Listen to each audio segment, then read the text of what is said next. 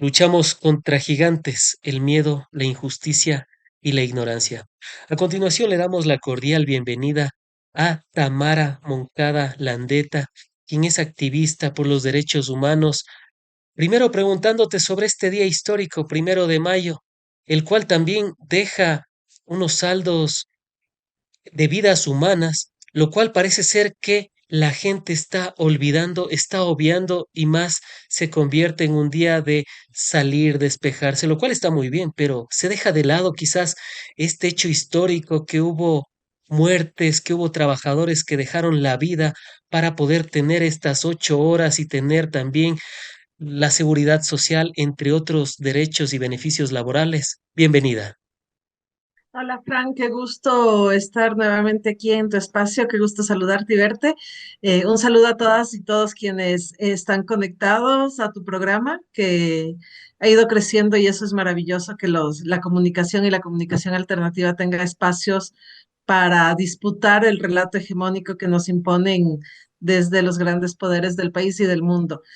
Eh, Como tú decías, Frank, el 1 de mayo no es solo un evento para conmemorar los logros que hemos tenido como clase trabajadora, sino también debería convertirse en un evento, en un momento para reflexionar cómo estas luchas pasadas nos han traído este presente con derechos, pero son luchas que se han fundado en la sangre de los pueblos, en la violencia también del Estado.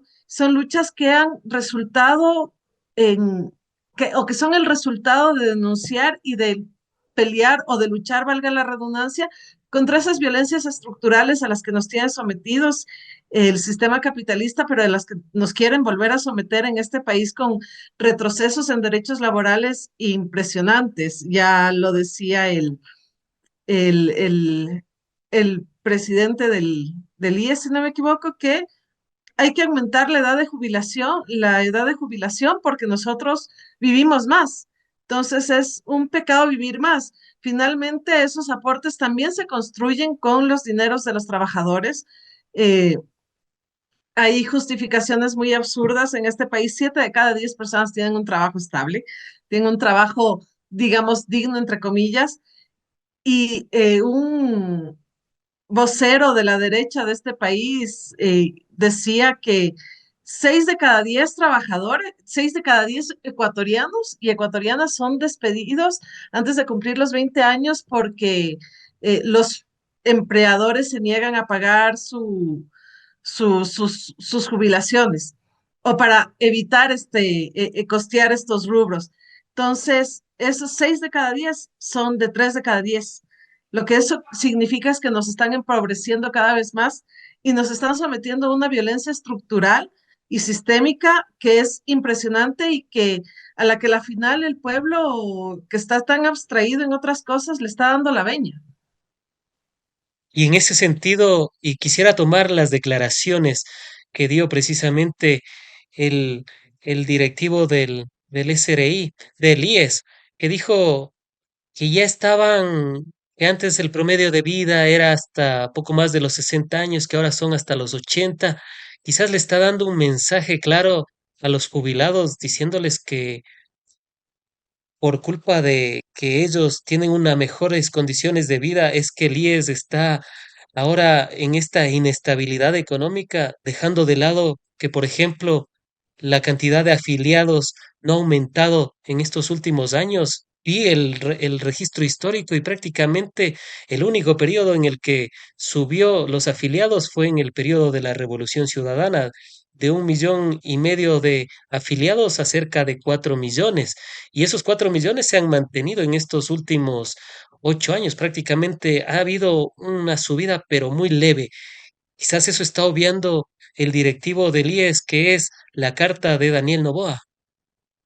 Efectivamente, Fran, está obviando eso, nos está cargando la responsabilidad a la población que trabaja, que claro, como tenemos trabajo, los poquitos que tienen acceso a un trabajo son los responsables de el desastre del IES, de la seguridad social, y no son las malas políticas o la nula política realmente que tienen estos gobiernos neoliberales. pero también se está invisibilizando, y creo que es importante decirlo, que las generaciones de los millennials o los que se conocen millennials para adelante, la generación que está, que es población económicamente activa, no va a tener jubilación, solo que nos condenan a tener que trabajar muchos años más, sino que somos generaciones que debido a las condiciones económicas que estamos viviendo y a las políticas neoliberales que se nos están imponiendo, somos generaciones que no vamos a tener realmente jubilación. ¿Cuántos realmente tienen trabajo en este país? ¿Cuántos jóvenes, digamos, de los 45 para abajo tienen trabajo en este país? A no ser que tengas una palanca para entrar al Estado o un conocido que te meta a su empresa o se necesita esa mano de obra extremadamente barata para sostener los negocios e incluso eso se va a ver afectado no solo por las políticas neoliberales, sino por el avance de la tecnología. Es muy probable que la IA, las inteligencias artificiales, la robotización de los procesos de producción dejen sin empleo a un alto porcentaje de nuestras generaciones. Generaciones que además nos hemos preparado muchísimo más, ya lo decía tu entrevistado anterior, que hemos tenido en muchos casos la nuestra porque vivimos la bonanza de la Revolución Ciudadana y las políticas públicas de la Revolución Ciudadana que pudimos tener acceso al conocimiento y ahora estamos desempleados y se nos castiga. Había un reportaje que hacían el año pasado que se nos castiga por tener más de un título en cuarto nivel o por tener más de un título del tercer nivel. O sea, se castiga el conocimiento, porque el conocimiento Claro. te da poder y el conocimiento permite revertir estas políticas que estamos atravesando en este momento. Y antes de finalizar, también quería ah, hablar sobre ese tema. ¿Qué decirle a esas personas que se han esforzado, que han sacado sus títulos, que han sacado hasta posgrado? Conversé el otro día con uno que ya mismo va a tener su doctorado y dice que difícil encontrar un trabajo en el nuevo Ecuador de Daniel Noboa. ¿Qué decirle precisamente a esas personas en el 1 de mayo, tomando en consideración las cifras alarmantes? El año pasado, poco más de 260.000 ecuatorianos perdieron su empleo justo en el año de gestión del nuevo Ecuador de Daniel Noboa. Veía que el INEC dice que solo 3 de cada 10 ecuatorianos tienen un empleo adecuado y la tasa de profesionales extraoficialmente sé que ya ha superado el 50% que están sin empleos. ¿Qué decir frente a esta cruda realidad de el nuevo Ecuador? Yo creo que lo que hay que hacer en este momento los profesionales, los que tenemos un poquito de conciencia de clase, que hemos tenido acceso al conocimiento, es hora de organizarnos. Si nosotros queremos revertir esta situación, es hora de organizarnos. Es hora de exigir también que se transparente la democracia de este país, se transparenten las políticas públicas y nosotros que podemos y tenemos que hacerlo, o sea, es nuestra obligación. Yo creo que no hay que perder la esperanza. Una de las cosas que nos provee el conocimiento es la posibilidad de entender la realidad con otros lentes y a partir de esos lentes buscar la manera de transformarla. Hay una investigadora europea, María Mies, que dice la academia y el conocimiento no te sirve de nada si no lo aterrizas y lo vinculas con la sociedad civil. Y creo que esta es la gran oportunidad para hacerlo. Es el momento en que nosotros ya debemos dejar de creer que la política es el TikTok o que la política son las redes sociales y regresar un poquito a ver ese pasado, los jóvenes de los 80, de los 70, cómo se organizaban y se tomaban las calles. Ahora es nuestro deber organizarnos y tomarnos las calles y generar todas las formas de lucha que podamos para articularlas y revertir esta situación. No podemos permitir que durante 4 años más, que con estos 4 años de Daniel Noboa serían 12 años frente a las 10 de la Revolución Ciudadana. O sea, el neoliberalismo tendría 2 años más de esa década y lo único que ha hecho es revertirnos los derechos y lo va a seguir haciendo. Ya lo decía el entrevistado anterior, esto solo es el inicio. El inicio fue Moreno en realidad.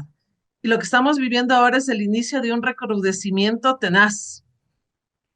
de la violencia de Estado en este país, sí, de una violencia que te excluye y te expulsa. Han sido las apreciaciones de Tamara Moncada Landeta. En esta primera parte, vamos a la siguiente parte y vamos a abordar este tema tan crudo también. Bueno, a veces digo, quisiera abordar temas un poco más positivos o alegres, pero es que cada día en el Nuevo Ecuador, violencia, muertes, el, el trimestre más violento en la historia de nuestro país, enero el mes más violento en la historia de nuestro país, todo en el Nuevo Ecuador y vamos a tener 4 años más de esto. En todo caso, ¿qué decir al respecto de lo que dijeron los 4 militares en torno antes del asesinato de los 4 niños de las Malvinas? Y hablaron de torturas, corroboraron lo que era un secreto a voces, pero ¿qué decir de aquello y que no haya tanta réplica en los medios nacionales e internacionales? Parece que no ha pasado nada, pero ya hay una declaración de los 4 militares en torno a las horas previas del asesinato de los 4 niños de las Malvinas. Tamara. Mira, Frank, realmente es doloroso lo que vivieron estos 4 niños. Es doloroso que la historia de esto, saber que la historia de estos 4 niños también la han vivido otros niños que han sido desaparecidos forzadamente. Y esto podemos saber por las declaraciones de estos 4 militares, pero no sabemos qué pasa con los desaparecidos a manos de otras fuerzas que ejecutan violencia en este país, como son los grupos de delincuencia organizada, y que es alarmante, ¿no? Ahora, creo que sí es importante pensar que esta experiencia que se ha silenciado de los 4 niños, que no tiene mayor réplica, que no nos escandaliza como debería escandalizarnos, no es solo de ahora ese silencio que manejan los medios, es un silencio y es una complicidad de los medios que viene históricamente. Históricamente en este país los medios han aportado para construir un relato de se les fue la mano, son casos aislados y aquí no ocurren violaciones a los derechos humanos. Creo que eso es importante entenderlo. Creo que también es importante entender cómo estas torturas que ahora nos hablan, estas torturas que ahora nos escandalizan, no son de ahora, son torturas que históricamente se han ejecutado por el Estado en este país. Y cuando nosotros hablamos de tortura las torturas que vivieron estos niños, estamos hablando de golpes, de patadas, de puñetazos, de incluso pasarte electricidad por el cuerpo, de colgarte para desgonzarte, de darte golpes en la cabeza con objetos contundentes o con las manos para que pierdas los sentidos a esta altura, de sumergirte en agua. Y esas son unas formas de tortura que se han ejecutado con manual porque se les ha formado de esa manera. Pero también estamos hablando en el caso de los niños de las Malvinas y en los casos históricamente en este país de violencia sexual. Y nadie topa nada de eso. Hubo un desnudo forzado a estos niños y ese desnudo forzado es violencia sexual. Y es la violencia sexual ejercida como una práctica de tortura que tampoco es la primera vez que pasa. Hay, hay, hay experiencias en este país de mujeres embarazadas que fueron detenidas arbitrariamente, que fueron torturadas, o sea, se les practicó todas estas cosas que relataba, pero que además fueron violentadas sexualmente. Y la violencia no es solo que haya la penetración con un objeto contundente, sino el solo hecho de estar embarazada y que te torturen ya es una violencia sexual. El estar embarazada y que te desnuden o que te fuercen a dar a luz en condiciones de encierro es una violencia sexual y no las hablamos. Y es una violencia mucho más grave. Y es gravísimo en el caso de estos niños que el menor tenía 11 años, el mayor 14 años, y no se le visibiliza. No se visibiliza cómo este Estado que se ha militarizado y que se va a militarizar aún más, tiene estas prácticas contra el otro, contra el pobre, contra el negro, contra contra el que creemos que es delincuente, contra el que no es de tez blanquita y que además contra el enemigo político. O sea, ahora no vemos esas prácticas contra los enemigos políticos, a excepción de Jorge Glass, porque él también está siendo víctima de torturas y eso se está silenciando. Entonces, creo que hay que mirar cómo en este país ha habido toda un aparataje, una estructura que ha propiciado el silencio, la desmemoria y que no se reconozca las violencias del Estado como lo que son, como violencias que deben ser denunciadas.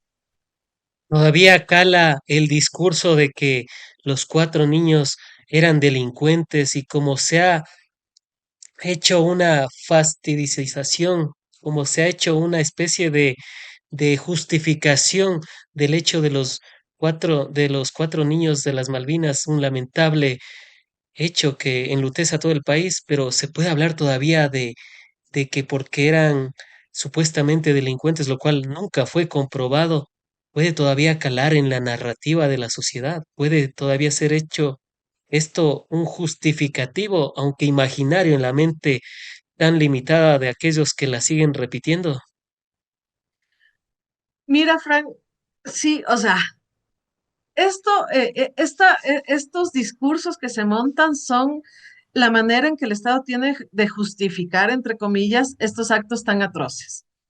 Independientemente de si los niños, que sabemos que no fueron, no se ha comprobado, eran niños que salieron a jugar pelota, que eran buenos estudiantes, que eran muy apegados a su familia, que tenían otras inquietudes y no estar metidos en la droga, en la violencia, en la delincuencia, e incluso si lo hubieran sido, incluso si en el supuesto que hubieran sido niños que estaban, que producto del empobrecimiento al que nos ha sometido este Estado, tuvieron que entregarse a esa vida, no se justifica.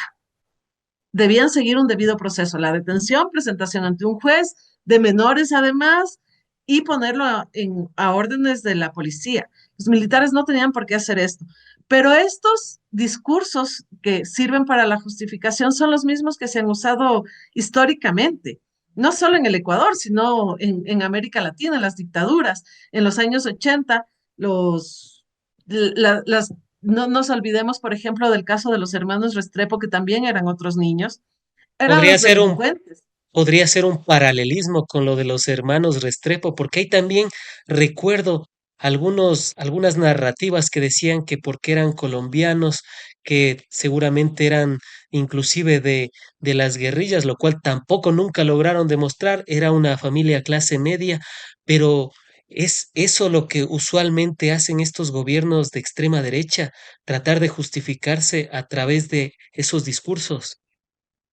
Exacto, o sea, es exactamente igual, es trasladar los 80 al 2025, sorprendentemente se traslada, utilizan esos justificativos, generan un discurso estigmatizador contra el otro, contra el que debe ser el enemigo, que sostenga este relato que nos permita, a través de la violencia, imponer medidas o políticas neoliberales en este país. Y ni siquiera a las personas que hacían parte de organizaciones político-militares se justifica que se les violente los derechos o al opositor político se justifica que se le violente los derechos como se le violentó. Mira, Frank, hay un caso y es importante rever la historia en el 78, cuando fue la Guerra de los Cuatro Reales, durante el triunvirato militar, los estudiantes salieron a movilizarse contra el alza de los pasajes. Y esos estudiantes secundarios que salieron a movilizarse lograron toda una revuelta a la que se sumaron después trabajadores, amas de casa, etcétera. Pero en ese momento hubo chicos entre 14, 13 años hasta los 17 años más o menos, estudiantes secundarios, como les decía, que fueron detenidos arbitrariamente, que fueron llevados a lo que era el SIC-10, hoy Unidad de Policía Comunitaria Manuela Sáenz en el centro de Quito, que después fueron trasladados a un cuartel y que durante todo un fin de semana fueron torturados psicológicamente también, porque esa es otra de las torturas de la que hay que hablar. No es solo la tortura física, sino la tortura psicológica. En este caso, conozco relatos en donde que te dicen, ¿no? Les soltaban perros bravos en el sitio donde les tenían y les decían, cuidado, se mueven, cuidado, respiran, cuidado, se duermen, porque les van a matar los perros durante todo un fin de semana a niños. Y eso es lo que nos ha faltado hablar. No, los niños Restrepo, los niños de las Malvinas no son los primeros y esperemos de corazón que sean los últimos estos niños de las Malvinas o los niños de esta guerra que ha desatado el presidente, pero no han sido los primeros, no han sido las primeras víctimas niñas, niños, niñas, adolescentes en el país. Hubo este caso en dictaduras que además hemos justificado que es que fueron dictablandas, es que nos ayudaron al progreso del país, el desarrollismo, la reforma de la estructura del Estado, etcétera. Y sobre pretexto de ese desarrollo, hemos justificado la violencia y la hemos ocultado sistemáticamente.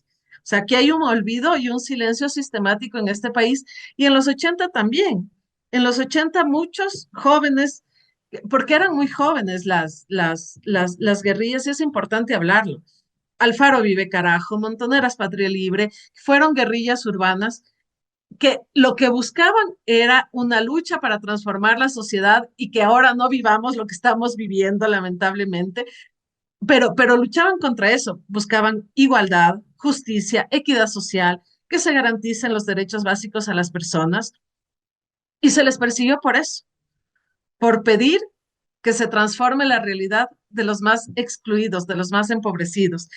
Y eran espacios, organizaciones político-militares conformadas por gente muy joven, menores de edad en algunos casos, adultos, gente, niños, hay casos de niñas ahí que fueron detenidas arbitrariamente y perdieron órganos, Frank, por la violencia, por la violencia del Estado y que te marca de por vida. Hay casos de niños, hijos o sobrinos o familiares de quienes hacían parte de estos movimientos políticos que fueron secuestrados para presionar a sus familiares a o a entregarse o a renunciar a su lucha, a sus sueños, o de niñas que fueron, de mujeres que fueron detenidas y fueron o amenazadas con sacarles el guagua a patadas porque estaban embarazadas, o de amenazarles con sus hijos, que sabemos dónde está y te lo vamos a quitar y te la vamos a matar, te la vamos a apropiar, con toda la carga de la experiencia en América Latina. Eso es fuerte y es una tortura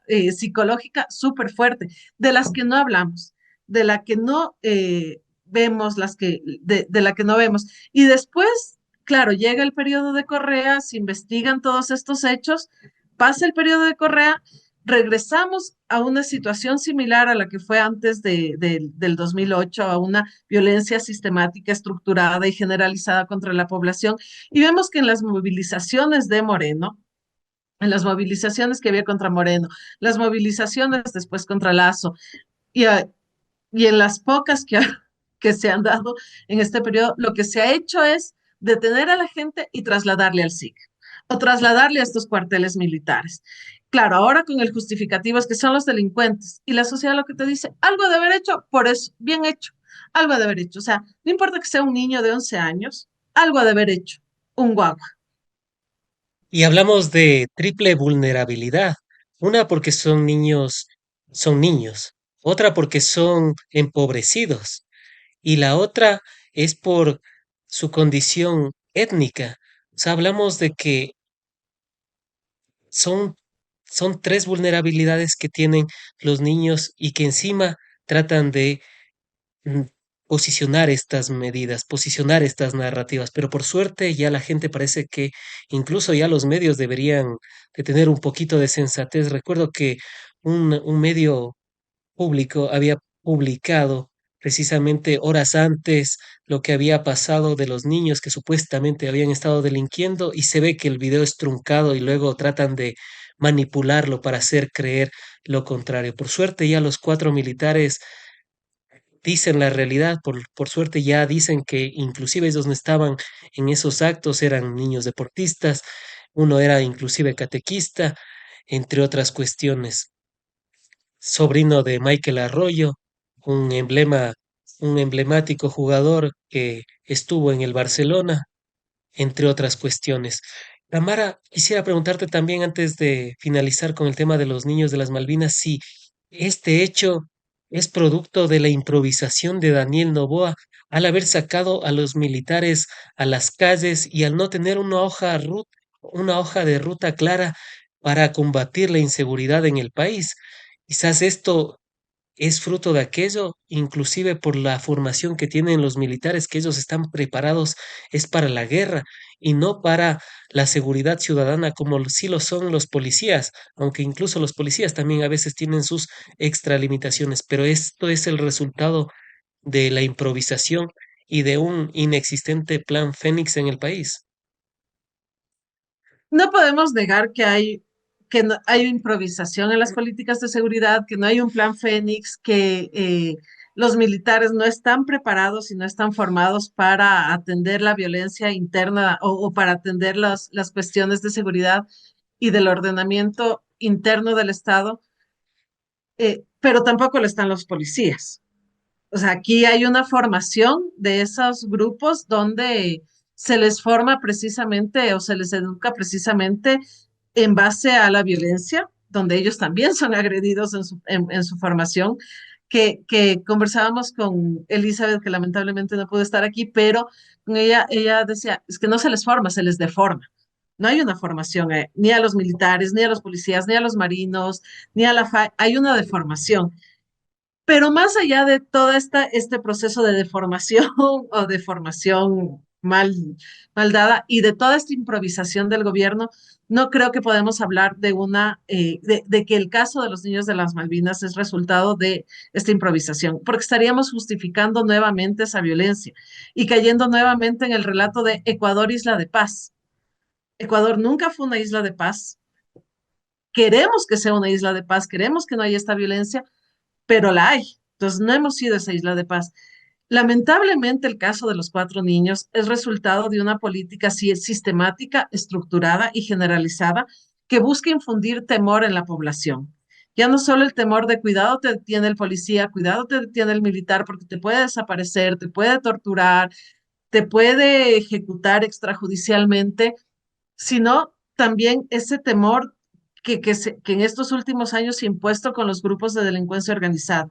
Y es un temor que lo que busca es generar un shock en la población, un estado de inacción en la población, de falta de respuesta, para que no podamos reaccionar frente a las políticas neoliberales que nos están imponiendo, que son políticas en este momento del gobierno de Daniel Noboa muy fuertes, son políticas que nos van a retroceder años y que nos van a excluir cada vez más y nos van a expulsar cada vez más a la pobreza, a la inequidad y a la desigualdad. O sea, lamentablemente, ojalá pudiéramos decir esto fueron extralimitaciones producto de un inexistente plan, de la improvisación del gobierno, pero no, esto es una política estructurada, sistemática y generalizada que lo que busca es generar miedo. No solo ha pasado aquí en el Ecuador, de esa manera fue como convirtieron a Chile en el laboratorio neoliberal del mundo e impusieron todas las políticas neoliberales allá. Entonces, y también lo vimos en las dictaduras de Argentina, en todas las experiencias de represión violentas de América Latina y quizás del mundo, lo que se ha hecho es imponer miedo para generar estas políticas que solo benefician a unos grupos muy pequeños y que ahora además se ahonda porque están ligados estos grupos al crimen organizado y al tráfico de drogas. Y estos hechos nos recuerdan a que la gente debería tener memoria. Un pueblo que no conoce su historia está condenado a repetir la historia y los errores del pasado, suele decir un dicho popular. Y esto, para abordar el tema del Museo de la Historia, vemos que ya se ha dado una luz por parte de la Comisión de la Asamblea Nacional para aprobar este informe de fiscalización que se ha realizado en torno al Museo de la Historia. Primero, para tener un contexto, ¿por qué? Primero, para tener un contexto, ¿qué es el Museo de la Memoria y desde cuándo se ha propuesto esta medida para poder tener una revisión histórica de precisamente estos hechos tan lamentables que ha tenido el país en los últimos años, sobre todo en la década de los 80, de los 90, y que ahora nuevamente se vuelve a repetir, tan lamentable e icónico como con los cuatro niños de las Malvinas. Tamara. Un museo de la memoria, Frank, creo que se lo podría definir de muchas maneras, pero es un espacio vivo que lo que busca es visibilizar precisamente esto que veníamos hablando, las violencias del Estado y cómo estas violencias han producido víctimas. Y es un espacio para nombrar esas violencias, para nombrar a las víctimas, pero que también nos permite reflejarnos en ese pasado, en este presente, entender ese pasado, darle ese sentido y proyectarnos hacia un futuro que nunca más repita estos hechos. Lamentablemente en este país no ha ocurrido así. En otras experiencias latinoamericanas o en experiencias de la Alemania nazi, de la Segunda Guerra Mundial, los museos de la memoria son museos de sitio, es decir, museos que se instalan en los lugares donde ocurrieron los hechos, donde se torturó, donde se desapareció, donde se ejecutó, etcétera. Acá no. Acá lamentablemente ha sido una lucha larga. Primero fue una lucha por lograr que se cree una comisión de la verdad que investigue las graves violaciones a los derechos humanos y delitos de lesa humanidad que ocurrieron en este país. En ese momento, que hay que decirlo, hubo una voluntad política por parte del gobierno del presidente Rafael Correa, se creó en el 2007, y se determinó que se investigaría del 83 al 2008. Lamentablemente se restringió ese periodo de tiempo porque hubiera sido bueno que se pueda investigar mucho atrás, mucho más atrás, o los crímenes también de la dictadura, el asesinato de Roldós, la masacre de Astra, etcétera, pero se definió ese periodo de tiempo. En el 2010, la comisión termina su trabajo, presenta un informe y a partir de ese momento empieza un segundo proceso de lucha, que es la lucha por la verdad, la justicia, la reparación y la no repetición de los hechos.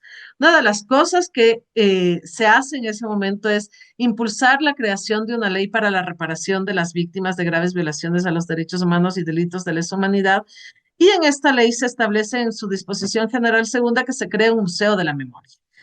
Se le da la disposición al Ministerio de Cultura y Patrimonio y que debía iniciarlo en el plazo de 90 días. Pasaron 10 años, Frank, y no pasó nada. Hay que decirlo también porque estas cosas son una experiencia de ir partiendo producto del silencio en este país. Era la primera experiencia que teníamos este tipo de procesos. Entonces, en diciembre del 2013, que se extiende la ley, empezó un proceso de diálogo con las distintas instituciones, de crear los reglamentos, además que se requerían, porque explica todos los temas de reparación integral que van desde medidas simbólicas, medidas de rehabilitación, medidas económicas también que son importantes, porque aquí se te va la vida, se te va plata y persona, y este tipo de medidas para la no repetición. En esos 3 años que fue desde la aprobación de la ley, hubo esas reuniones con los distintos espacios. En 2017, antes de que culmine el periodo de gobierno de Rafael Correa, Andrés Arauz firma el acuerdo con el Ministerio de Defensa para que el SIC se convierta en un museo de la memoria. Ese acuerdo, si ese acuerdo debía ser renovado, ya vino Moreno y sabemos la traición que hizo, tampoco le importaba ni le interesaba el Museo de la Memoria. Si desmanteló el Museo de Carondelet, peor le va a interesar un museo que denuncie las graves violaciones a los derechos humanos en este país. Se firma, dejan perder ese Y aparte acuerdo que y Moreno también decidimos, cometió crímenes de lesa humanidad, ¿no? Cometió exacto, abusos, mejor dicho, lo rectifico. Cometió abusos, extralimitaciones de la fuerza, no crímenes de lesa humanidad. Continúa. sí, exacto. O sea, aparte de que también es perpetrador o es responsable de graves violaciones a los derechos humanos en este país. Pero bueno, vemos que no pasa nada, o sea, se deja perder ese acuerdo, ya hay un retroceso en estas políticas para la verdad, la justicia y la reparación. No avanzaba, decidimos poner en el 20 de agosto una demanda por el incumplimiento del Museo de la Memoria ante la Corte Constitucional y la Corte Constitucional en junio de 2022 tiene su audiencia y en febrero del 2023, febrero-marzo del 2023, expide su resolución indicando que el Ministerio de Cultura y Patrimonio ha incumplido con la creación del Museo de la Memoria y tiene un año para cumplirlo. Este año, o sea, eso fue en febrero del 23, tenía hasta febrero del 24, hasta marzo del 24, perdón, para cumplir con la creación de un Museo de la Memoria.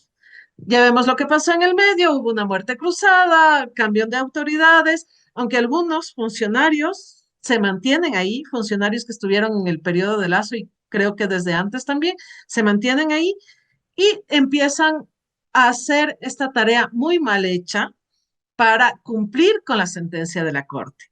Lamentablemente, lamentablemente, cumplen, como ya les decía, fue una tarea mal hecha, una tarea hecha al apuro, cumplen con la sentencia de la Corte, pero incumplen con la reparación. Incumplen, o sea, lo que hacen es crear un espacio en el sótano, en el subsuelo del Ministerio de Cultura, donde tú no tienes una explicación clara ni detallada de los hechos, donde tienes fotografías que son sacadas del prontuario policial, tienes fotografía, sin pedir permiso a víctimas, a familias, a nadie, tienes la fotografía de un compañero que fue ejecutado, Frank, y que salió en los medios la imagen de su cuerpo ejecutado, pero que además salió su imagen con los ojos abiertos una vez fue ejecutado. Y esa fotografía de él con los ojos abiertos está puesto en el Museo de la Memoria.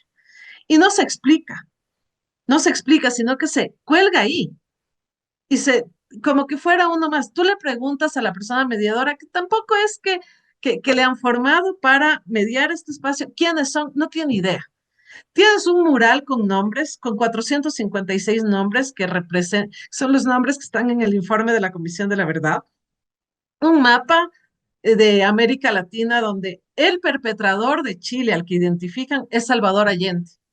Cuando Salvador Allende no cometió, no es el responsable de los graves crímenes de lesa humanidad que se convirtieron en Chile. En el Ecuador no se identifica a León Febres Cordero, sino se identifica al Bomba Lara, a Rodríguez Lara. Se excluye Entonces, a los verdaderos responsables de estos crímenes atroces, de estas violaciones a los derechos humanos. se excluye, se los invisibiliza y se revictimiza a las víctimas. Entonces, además que no está en el sitio que debería estar. María Fernanda Restrepo lo decía ante la Asamblea y lo ha dicho en algunos Vamos a espacios. eso, vamos a eso. El museo está en un sótano de el Ministerio de Cultura, pero ¿dónde debería estar realmente y bajo qué términos fue una resolución de la Corte, si la memoria no me es esquiva, la que decía dónde debía estar o qué institución fue la que aseguró que debía localizarse en otro lugar el Museo de la Memoria? No está establecido específicamente en la Corte, hay un voto salvado de una jueza que te habla del lugar, que te habla de la participación de las víctimas, pero también, o sea, no hay que votar todo el trabajo desde que se creó, desde que se expidió la ley en diciembre del 2013 hasta que se abrió este espacio o hasta que asumen la obligación de cumplir con una sentencia de la Corte. Hubo todo un proceso de diálogo, como les decía, un proceso de debate sobre dónde debía estar y las víctimas coincidíamos en que esto se debía montar en el Servicio de Investigación Criminal de Pichincha, SIC-10, que está ubicado en el centro, que ahora es la Unidad de Policía Manuela Sáenz. Sáenz. ¿Por qué? Porque ahí se cometieron graves crímenes a los derechos humanos, se cometieron los crímenes de lesa humanidad. Ahí no solo fue contra el Ahí es enemigo donde interno, contra el... Ahí es donde les detuvieron primero a los hermanos Restrepo. También me parece que a un colega periodista le hicieron comer el periódico. Ahí es donde se torturaba a un sinnúmero de personas. En el SIC-10, ahora Comando Conjunto de la Policía Distrito Manuela Sáenz. Exactamente, ahí es donde se cometieron esos graves hechos. Se hizo una consultoría, una muy buena consultoría para montarlo en ese espacio. Si no me equivoco, es en un ala de 200 metros.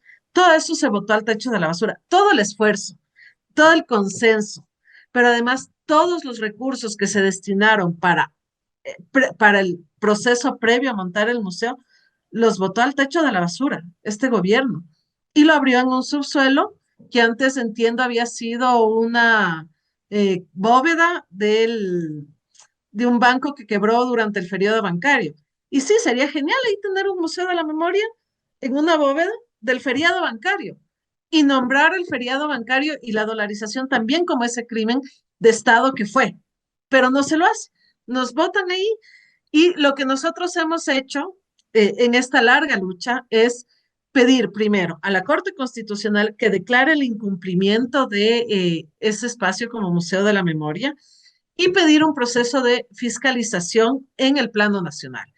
Este proceso de fiscalización inicia en mayo del año pasado, hace una serie de pedidos, se evidencian en ese proceso de fiscalización las contradicciones del Estado, como por ejemplo el tema de que vaya el Ministerio de Finanzas y te diga, es que Cultura no me ha pedido presupuesto para implementar este museo, pero que Cultura diga que sí ha pedido presupuesto y que el Ministerio de Finanzas no le da.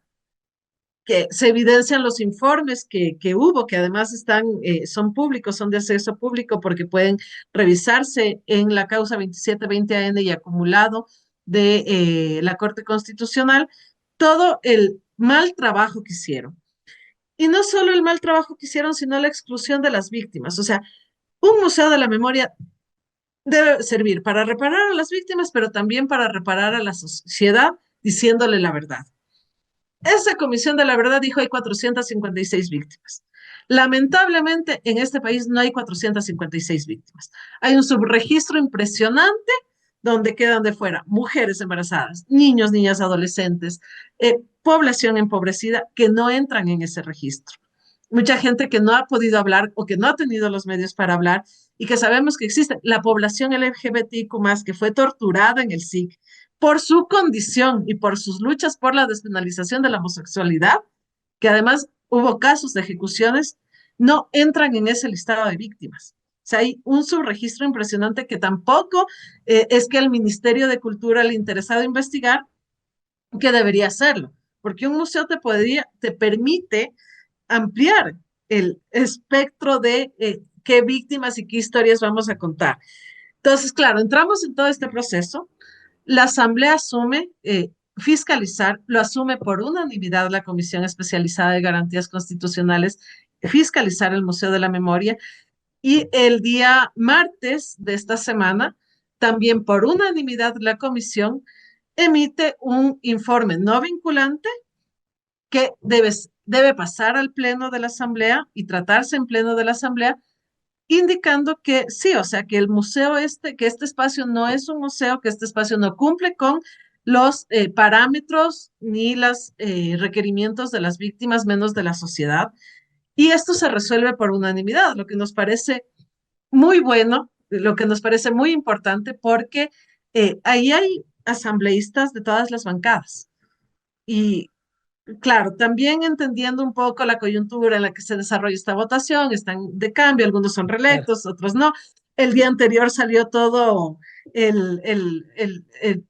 evidenció todo lo que pasó con los niños de las Malvinas. Entonces, había una coyuntura también que era favorable, pero independientemente de eso, se resuelve por unanimidad. Dan a entrever, o al menos quieren dejar entender que hay un compromiso con los derechos humanos, que esperemos que sea un compromiso que va más allá de un proceso de fiscalización y que ahora que pasa al pleno de la Asamblea, esperamos también que por unanimidad la Asamblea, la nueva Asamblea, que es a la que creemos le va a tocar tratar, resuelva por unanimidad declarar que ese espacio no cumple con los parámetros ni los requerimientos de las víctimas ni de la sociedad. Además, hemos puesto esto en conocimiento de instancias internacionales como el Comité contra la Tortura, el Comité de Derechos Humanos de Naciones Unidas, y han sido estos organismos internacionales que le han dicho al Estado, ese espacio debe contar con la participación de las víctimas, tiene que ser en el lugar de los hechos, donde consuencen las víctimas, en este caso en el SIC 10, y por tanto le está diciendo al Estado ecuatoriano, usted ha incumplido con una de las medidas de reparación más importantes, si no es que la más importante, porque eso te permite generar procesos de educación y memoria para que no tengamos más niños de las Malvinas, ni hermanos Restrepo, ni víctimas del Estado en este país. El informe que puede salir de la Asamblea, que ya se podría votar, bien sea en esta saliente o en la nueva, la Asamblea entrante, ¿sería vinculante o no sería vinculante? Entiendo que es no vinculante, por el momento es no vinculante. Lo importante es que la Asamblea, porque más allá de si es vinculante o no vinculante, es una decisión política la que tiene que tomar la Asamblea. Es una decisión política de compromiso con los derechos humanos, además, en este momento tan crítico del país. Y esto tiene que llegarle, esta decisión política tiene que trasladarle, también poner en conocimiento de la Corte Constitucional para que la Corte Constitucional, donde sí hay donde sí hay una resolución vinculante, porque además debe ser el resultado del seguimiento a esta sentencia que emitió la misma Corte, diga no se cumple con el Museo de la Memoria y construyamos un Museo de la Memoria que esté con las víctimas. Este Museo de la Memoria, porque uno de los justificativos que da el Estado es que no tenemos dónde trasladarles a los policías que están en este distrito. Había un proyecto de construir un espacio para los policías. Entiendo que por la zona de la Marín, que no se ha concretado, porque después del 2017 todo quedó en proyectos y en papeles, pero independientemente de eso, lo decía María Fernanda Restrepo y yo coincido, que se monte ahí ese Museo de la Memoria en el ESIC de Pichincha y que todos los días la policía tenga que convivir con ese espacio para que se refleje, para que vea los crímenes atroces que ha cometido y para que se abstenga de volverlos a repetir, para a ver si así se les remueve un poquito la humanidad, se sensibilizan un poquito frente al dolor de las familias, de las víctimas, de la sociedad. Y el informe que podrían dar las, los organismos internacionales también podría ser vinculante. Y te pregunto esto, Tamara, porque el Ecuador ha firmado algunos tratados internacionales en torno a los derechos humanos y algunas medidas han sido vinculantes. En este caso, los organismos internacionales a los que han acudido podrían hacerle vinculante lo que ellos le digan al Estado de que no ha cumplido con lo que debía hacer desde hace algunos años.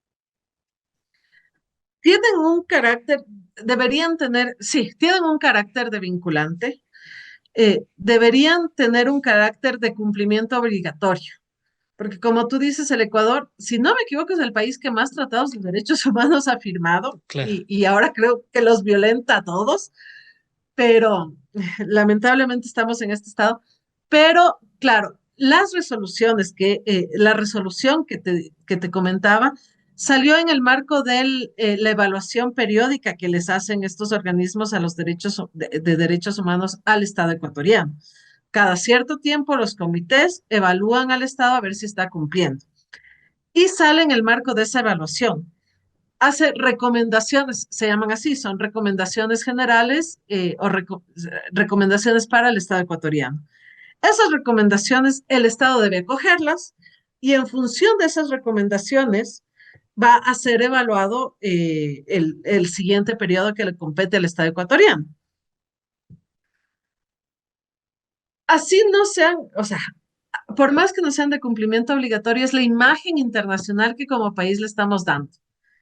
Si estos organismos internacionales de derechos humanos le dicen al Estado, usted no está cumpliendo con proteger a los niños, no está cumpliendo con proteger a las mujeres, no cumple con garantizar derechos básicos a su población, no repara a sus víctimas, sino que produce más víctimas, estamos sentando un pésimo precedente como país. Vamos, y estamos siendo vistos como los parias del mundo. Ahora en la mañana no me acuerdo, creo que era Felipe Vega de la Cuadra que le entrevistaban y él decía muy acertadamente que la no recepción o el que no le haya recibido en la visita este viaje que se ha dado por Europa del presidente de España, Después me parece que era en Arabia Saudita o el siguiente país que iba a estar, que le recibió el ministro de Justicia, es muy decidor.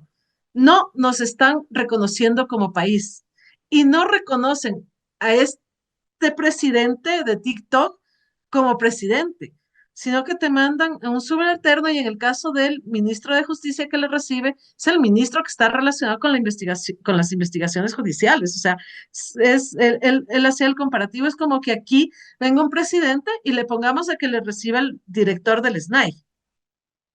Entonces, eso es lo que pasa si es que no cumple el Estado con acoger estas recomendaciones, que además se le vinieron todas juntas, Frank, porque el año pasado tuvo revisión del Comité contra la Tortura, revisión del Comité contra de los Derechos Humanos, revisión del Comité de Derechos de los Niños, Niñas y Adolescentes este año, después del caso de las Malvinas. O sea, esos tres, si no me equivoco, está por iniciar el periodo de sesiones o iniciar el proceso de evaluación al estado del Comité contra las Desapariciones Forzadas, del Comité de Desapariciones. Entonces, en todos estos eh, informes, en todas estas evaluaciones que le he hecho, Naciones Unidas y los distintos comités de derechos humanos al Estado ecuatoriano le ha dicho sistemáticamente, usted está violando derechos humanos y hay una preocupación internacional por los derechos humanos y el estado de los derechos humanos en el Ecuador. ¿Por qué es importante el Museo de la Memoria y por qué es relevante que la gente comience a recordar estos hechos tan lamentables que ha vivido el Ecuador y que los vuelve a vivir, como los 4 niños de las Malvinas? Un museo de la memoria es importante porque te permite pedagogizar a la población en violación de derechos humanos y sensibilizar. Quizás habría mucha menos población si tuviéramos un museo real de la memoria, quizás habría mucha menos población repitiendo que los niños de las Malvinas eran delincuentes o diciendo que los hermanos Restrepo eran terroristas o que el resto de niños, niñas y adolescentes que hemos sido víctimas de la violencia de Estado en este país eh, fuimos culpables de lo que nos pasó, de lo que nos hizo el Estado, además de ese ente llamado a protegerte y a darte todas las garantías para que puedas vivir dignamente. Quizás habría eso, o sea, te permite pedagogizar primero, te permite evidenciar la violencia. Yo peleo porque hay que reconocer a las víctimas. Aquí en este país habemos víctimas no reconocidas, como es mi caso, y he emprendido esa lucha y digo, no se trata de que me reconozcan a mí como víctima o de que reconozcan al otro que conocí como víctima, sino que se reconozca, o sea, en ese reconocimiento de víctimas se va a ir reconociendo la violencia. Y un museo te permite eso, reconocer la violencia sistemática y las violencias sistemáticas que hemos vivido en este país. Y las nuevas generaciones enfrentarse a esa realidad para que no, o sea, precisamente para que no se vuelva a repetir. Eso creo que es el pilar fundamental de un museo de la memoria. Pedagogizar, identificar la violencia, evitar la repetición de los hechos, sensibilizar a la población y empezar a hablar y a nombrar la realidad de este país. No fuimos, no somos y esperamos ser, aunque en el corto tiempo dudo mucho que lleguemos a ser esa isla de paz que tanto soñamos. Además, en el caso ecuatoriano, creo que nos va a permitir romper con el relato sistemático que nos han dado los medios de comunicación para hacerle el juego a la derecha y a los grandes poderes de este país, que es, hay delincuentes, que es el otro al que tenemos que eliminar. Los gobiernos de izquierda o los gobiernos progresistas son los malos y nos condenan al subdesarrollo cuando no es así, cuando es todo lo contrario. Y alabar, o sea, alabar, por ejemplo, el que en 2 meses, 25 minutos saques en un pasaporte, o sea, el quitarnos ese velo que tenemos frente a todas las atrocidades que estamos viviendo. Que cuando hablamos de derechos humanos no es solo garantizarte que puedas que se evite la repetición de lo que vivieron los niños de las Malvinas, sino es garantizarte educación, salud, trabajo, una vida digna, una vida libre de violencia, que no hayan más crímenes. Pero además yo creo que ese espacio, y eso es algo súper importante decir, es visibilizar la violencia que hemos vivido las mujeres. la violencia del Estado, la violencia ahora que estamos viviendo y que no se nombra, que no se conoce en qué grados estamos viviendo en los grupos de delincuencia organizada, pero también empezar a nombrar casos como los de María Belén Bernal y los de Edita Ati como femicidios de Estado. O sea, es un lugar que nos permite dar una dinámica y una visión totalmente distinta de nuestro pasado para entender nuestro presente y proyectarnos hacia un futuro de no violencias, esperemos. Antes de finalizar con el programa, ¿cuál sería el mensaje final para esos cientos, miles de conectados que están a través de sus teléfonos inteligentes, tablets y demás recursos tecnológicos escuchando la entrevista por medio de En Retrospectiva, que seguramente ya dejaron su épico pulgar arriba, que compartieron la transmisión y por supuesto todo el contenido que estamos generando? Tamara. El mensaje final es invitarles a todas y todos, invitarles a revisar nuestra historia, a revisar con ojos críticos, qué ocurrió en el pasado, qué ocurrió con las graves violaciones a los derechos humanos y delitos de lesa humanidad en este país. Eh, Empezar a entender o darle sentido a ese pasado de nuestro presente. Evidentemente, por ejemplo, el 15 de noviembre de 1922 no se catalogaba porque tampoco habían todos los tratados y todos los organismos de derechos humanos que hay ahora, no se catalogaba como un crimen eh, de lesa humanidad, pero fue un crimen de Estado, un crimen cruel de Estado.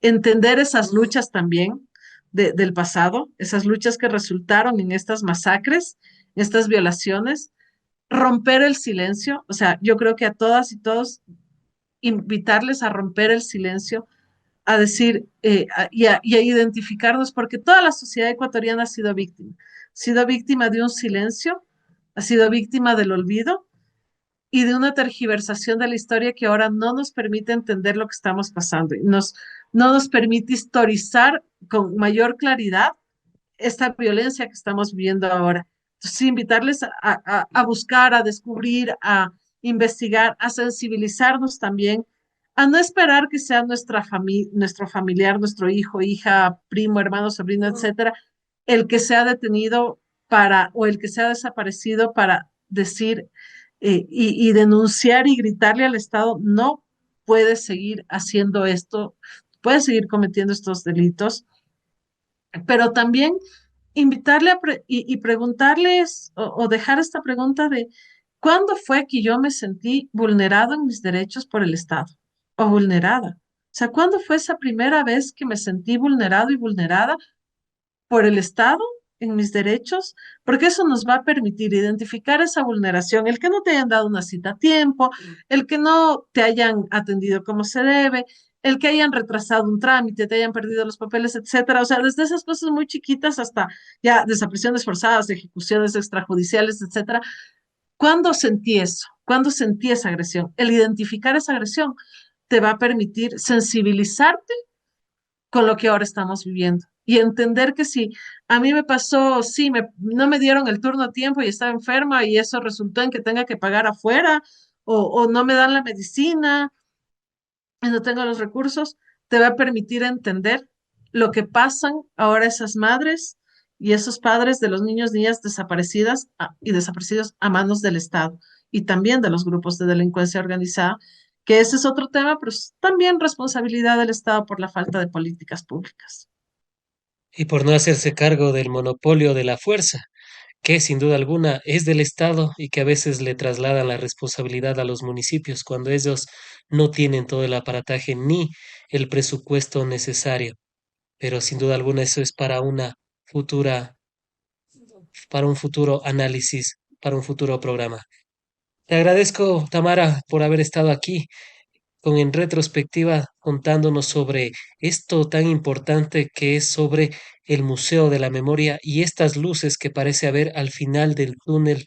Sabemos que ha sido una travesía, lo hemos venido abordando en varias ocasiones, pero esperemos que ya se pueda dar esa verdadera reparación para los cientos de víctimas, para todos los que están exigiendo esto que pueda tener el Estado para con las personas que han tenido estos estos hechos tan lamentables. María Fernanda Restrepo también está exigiendo que pueda hacer en el SIC-10, lo cual es muy no creo que nadie le pueda llegar a cuestionar a ella, ya que ahí fue donde se desaparecieron a sus hermanos y las demás víctimas también que sufrieron los peores crímenes cometidos en el Ecuador hasta ese entonces, ¿no? Porque ahora con los 4 niños de las Malvinas volvimos en el nuevo Ecuador a revivir esos hechos lamentables. Nuevamente agradeciéndote, Tamara Moncada Landeta, por haber estado aquí en retrospectiva, seguros de contar con tu participación en futuros análisis, diálogos